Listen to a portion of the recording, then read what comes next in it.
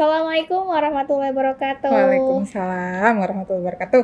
Halo Salinger, jumpa lagi pada Tadarus Instagram Mubadalah ID. Udah lama Udah lama sekali ya, kita kayak nggak aduh, menyapa. kita Biasanya- pangling gak sih saling? udah lama banget nggak muncul di hadapan teman-teman. Biasanya tiap minggu muncul, dan sekarang kita kayaknya udah lebih dari 2 minggu ya Iya.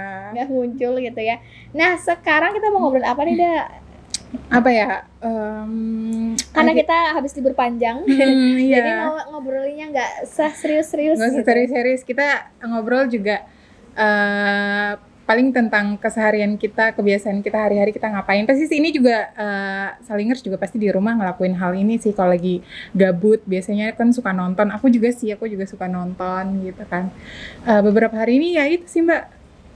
Selain nggak bikin konten, nggak ketemu sama Salinger, selain kesibukan juga di Mubadalah ya, paling ngisi hari-hari, ngisi kegabutan dengan nonton. Karena oke. itu yang paling aku suka. Mbak Pepi gimana? Ya sama. Sama, saya juga lagi nonton beberapa serial ya. Terutama biasanya kan kita selalu bikin tontonan itu jadi konten juga. Ya, bikin tontonan itu jadi konten, ataupun kita terinspirasi nonton dari konten gitu Iya. ya.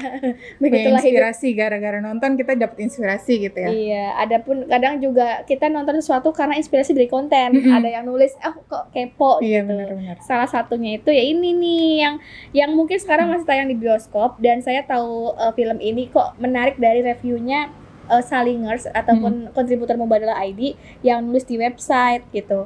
Kan saya nge-review saya bikin kontennya kan, konten infografisnya, terus kayak kok tertarik gitu kan. Akhirnya saya nontonlah di bioskop secara langsung karena kepo.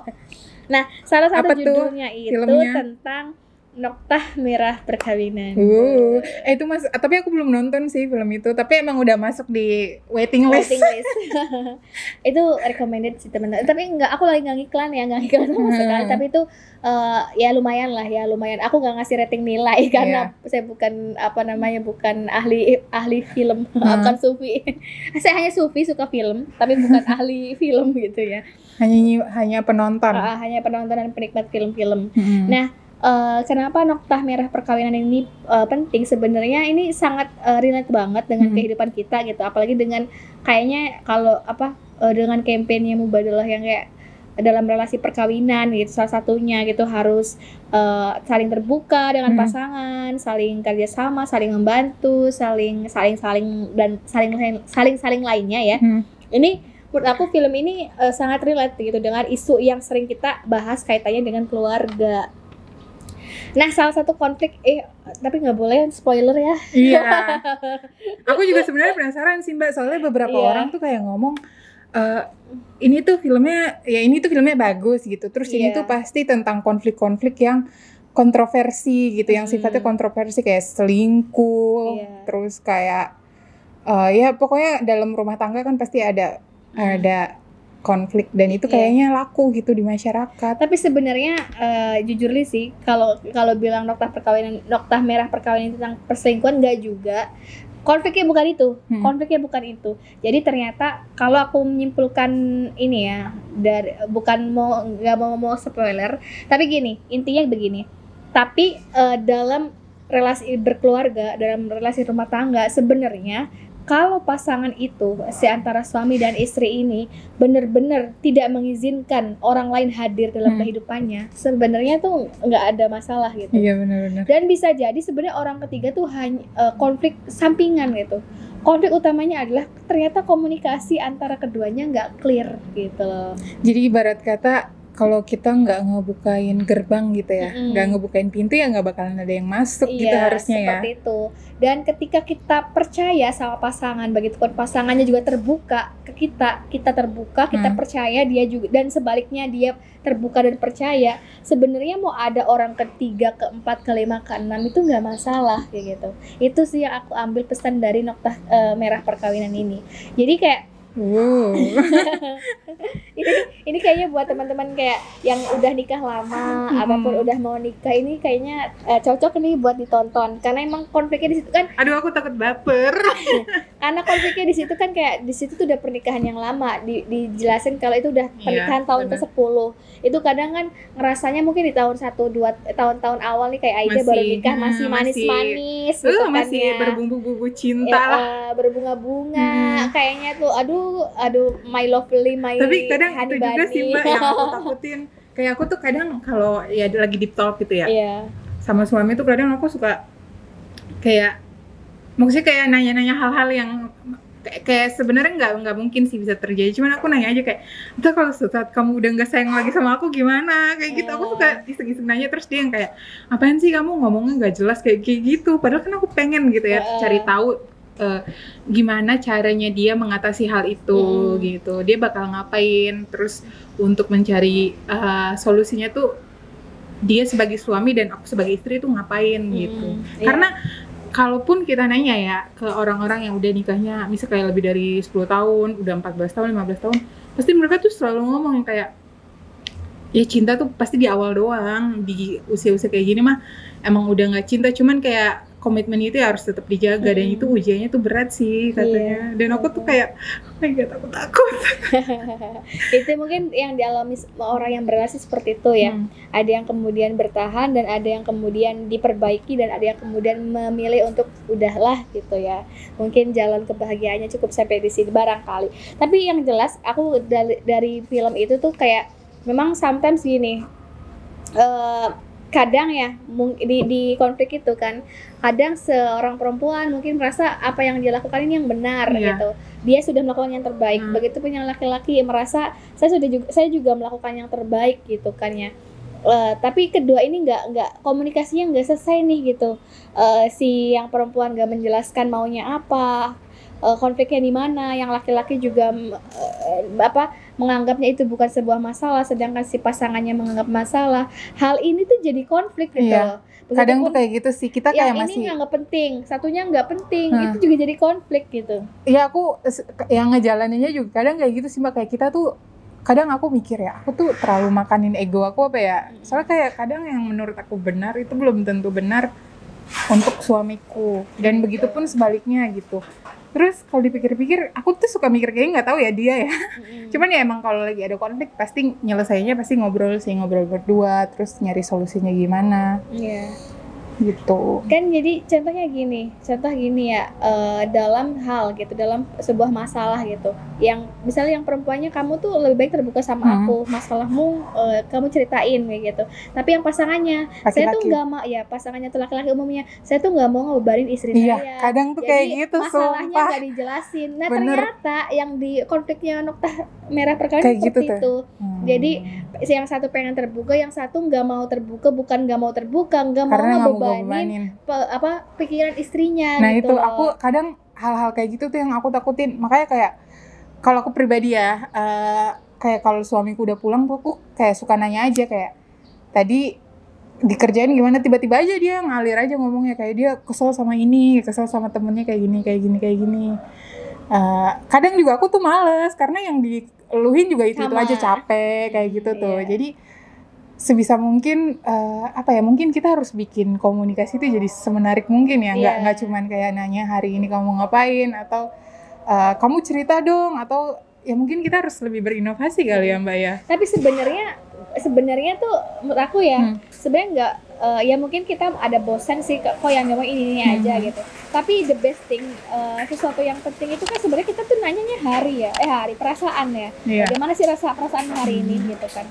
Karena kayak kalau pertanyaan itu berasa kayak dimanusiakan gitu kan. Contoh gini, di kerjaan aja lah, kerjaan kalau misalkan aku bilang gimana kemarin kontennya udah selesai, itu kan berasa lu nanya konten mulu gitu kan, berasa hidup ini kerja mulu gitu kan. Gimana kemarin kontennya udah jadi, udah diposting gitu kan kayak ini. Tapi kalau ditanya gimana perasaanmu hari ini, keluarga senang, keluarga aman, sehat gitu, itu kayak berasa dimanusiakan gitu kan. Sebenarnya pertanyaan-pertanyaan sederhana ini ternyata dalam psikologi manusia itu penting gitu, karena dia merasa saya dianggap sebagai personal nih, saya dianggap sebagai orang yang aku punya rasa, aku punya bingung, aku punya pikiran-pikiran yang lain gitu, tidak hanya ditanyain kerjaan. Jadi aku kemarin inget banget ya, bukan inget sih, nonton potongan podcast nih gitu, aku lupa podcastnya di TikTok ya, potongan podcast itu dijelasin katanya dia itu suka nongkrong di salah satu tempat kopi. Padahal tempat kopi kan banyak gitu kan, cuman hanya satu tempat itu yang dia suka. Kenapa? Karena si baristanya ini selalu nanyain kabar gue gitu, kabar gue, kabar itu kan ya, kabar gue, kabar gimana kerjanya. Dia nggak ngomongin kerjaan nih gitu. Pas gue tanya kenapa, dan saya bikin itu nyaman gitu, karena berasa kayak teman padahal nggak kenal, tapi saya ngerasa nyaman dan saya selalu berlangganan ke situ. Dan ditanyakan kenapa kamu menanyakan pelanggan tuh bukan ngomongin kopi, ngomongin apa namanya, ngomongin, kadang kan barista kan nawarinnya tentang kopinya kayak gitu, dia nanyanya kabar, bagaimana kabarnya dan sebagainya. Dan ketika saya tanya kenapa kamu bertanya seperti itu, ternyata si bosnya dia juga setiap harinya nanya kayak gitu, memperlakukan hal yang sama. Iya, jadi ditanya gimana kabar kamu, keluarga sehat, gimana keadaannya, perasaanmu hari ini gimana, nggak nanya wah kamu target penjualannya udah nyampe belum, nggak kayak gitu. Dan karena dia merasa dimanusiakan, maka dia juga memanusiakan pelanggannya. Ternyata hal-hal sepele itu penting ya gitu kan ya. Jadi aku introspeksi diri nih gitu, kayaknya gue terlalu nanyain kontennya udah beres. Ada kendala konten nggak? Biasanya yang ditanyain kerjaan mulu. Gue maksudnya aku selalu nanya orang kayak gitu, maksudnya harusnya kan nanyain kabar gitu. Sesekali. Ada masalah nggak? Tapi jangan punya duit nggak? Nggak. Punya duit nggak? Nanti maaf Mbak, punya duit. Tapi yang aku lihat sih ya Mbak, kayak beberapa orang tuh, kayak beberapa teman juga curhat kayak komunikasi ke perempuan itu beda sih ya, sama komunikasi ke laki-laki ya. Laki-laki tuh cenderung ya kayak itu tadi, dia tuh nggak mau ngebebanin, tapi ujung-ujungnya dia kayak mikul sendiri gitu ya. Mungkin ini bagian dari toxic masculinity ya. Tapi kalau perempuan tuh yang mungkin karena empatinya terlalu tinggi ke sesama, entah apalagi itu ke suami gitu kayak, jadi cenderung dia tuh lebih pengen tahu gitu. Nah, untuk mencari jalan tengahnya itu tuh kadang suami istri suka kayak salah arah gitu, salah jalan gitu kan. Nah, itu sih yang masih kayak aku tuh masih meraba-raba sebenarnya di ARS itu. Cuman mungkin konten-konten terkait bagaimana cara komunikasi, bagaimana untuk merawat egonya si istri dan si suami ini, mungkin ya kalau teman-teman punya tulisan boleh kali ya kirim ke kita. Iya, kita saling belajar ya seperti itu. Oh ya, itu sekedar info aja sih kaitannya dengan film ya. Kita jadi ngobrolin perasaan dan kabar. Soalnya aku tuh lagi nggak ngebahas film, bukan nggak ngebahas sih, lagi nggak nonton film yang terlalu membawa perasaan karena aku cengeng. Jadi aku sekarang lagi suka nonton thriller, misteri, apalagi yang sekarang tuh aku lagi ngikutin series ongoing Little Woman, itu juga keren sih. Oke. Aku kebetulan tuh lagi nonton yang melo-melo gitu kan. Sebenarnya sih nggak niat sih, cuman karena bingung aja nonton yang mana gitu. Akhirnya ya udahlah itu aja. Karena pilihannya kan kadang di bioskop tuh. Aku juga kemarin tuh sebenarnya sempat nonton Miracle in Cell sih. Cuman kayaknya belum ada yang menarik untuk di-review, soalnya kayak sama aja kayak di Koreanya. Tapi aku bakal masukin waiting list ini sih. Karena ini sebenarnya Nokta Merah, apalagi buat teman-teman yang udah menikah gitu, yang mau film menikah. Ini tuh sebenarnya dia tuh kan sudah ada sinetronnya. Ini tuh kayak remake yang sinetron dijadiin film gitu. Tapi satu kata yang aku ingat banget ya, dari kata-katanya kan situ ada konsultan perkawinannya gitu, Ayu Azhari ini sebenarnya dia main Nokta Merah Perkawinan di sinetron. Karena dia pas muda itu kan sinetron zaman 90-an katanya sih, aku nggak tahu, aku nggak pernah ketemu ya sinetron ini.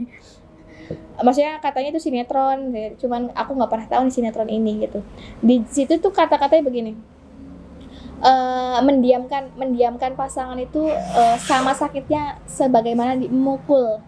Iyalah, benar jadi banget. Kadang mendiamkan dalam arti nih gini, ada masalah tapi diem gitu loh, nggak nyelesain bareng-bareng, itu sama sakitnya kayak memukul. Karena kan kita orang misalkan lu sakit, gimana kabarnya, diem aja kan, bingung kita harus apa. Dia marah-marah tapi dia nggak ngomong apa alasan marahnya, kan itu sama-sama menyakitkan ya. Atau dia kesel tapi dia Ini jadi otokritik sih buat aku, soalnya aku orangnya silent treatment, Mbak. nah ini nih konflik di sini adalah silent treatment ini. Ternyata silent treatment Wow. itu jadi masalah di film ini gitu kan. Karena jadinya kan bingung gitu lu. Jadi berasa serba salah gitu. Iya. Tapi alhamdulillah aku dapat pasangan yang orangnya tuh selalu nggak mau silent treatment, jadi aku selalu ngalah gitu. Ya mungkin ini yang harus jadi pertimbangan kalau teman-teman mau nikah ya, cari orang yang jangan terlalu sama-sama banget kayak kalian. Harus bilang Orang yang bertolak belakang supaya bisa bawa komunikasi, bisa bawa pernikahan tuh enjoy gitu. Iya, Jangan terlalu kaku, jangan terlalu lembek juga. iyalah, aku ngebayangin sih gitu. Kalau kita orangnya pendiam sama-sama pendiam itu kayak ngomong apa sih? Atau sebaliknya gitu, yang satunya cerewet ini cerewet jadi Iya. malah ngobrol terus gitu. Jadi memang harus ada penyeimbang ya. Tapi sebenarnya kalau satu tipe juga nggak masalah selama dianya bisa menyeimbangkan benar. sih. Selama dia bisa apa ya, kalau kita di Mubada kan sering membuat hubungan itu hubungan yang adil, yang setara gitu kan, yang tidak menganggap bahwa salah satu lebih unggul dibanding yang satu lainnya gitu. Iya begitu deh. Oke, thank you teman-teman. Kayak nggak terasa ya. Iya, kita Udah kalau ngomongin ngobrol. pernikahan tuh pasti bakalan panjang banget. Jadi nanti kita ngomongin lagi di lain kesempatan. Oke. Sampai jumpa lagi di next episode. Jadi untuk teman-teman juga jangan lupa, ini kita selalu mengingatkan kepada kalian, jika dirasa ini sangat bermanfaat, boleh share ke keluarga, ke kerabat, ke platform teman-teman semua, dan jangan lupa follow semua platform sosial media kita di Mubadalah ID. Ya, begitu saja ya. Ya, Cukup sekian sehat-sehat dan ya. sampai jumpa semuanya. Dadah. Assalamualaikum warahmatullahi wabarakatuh.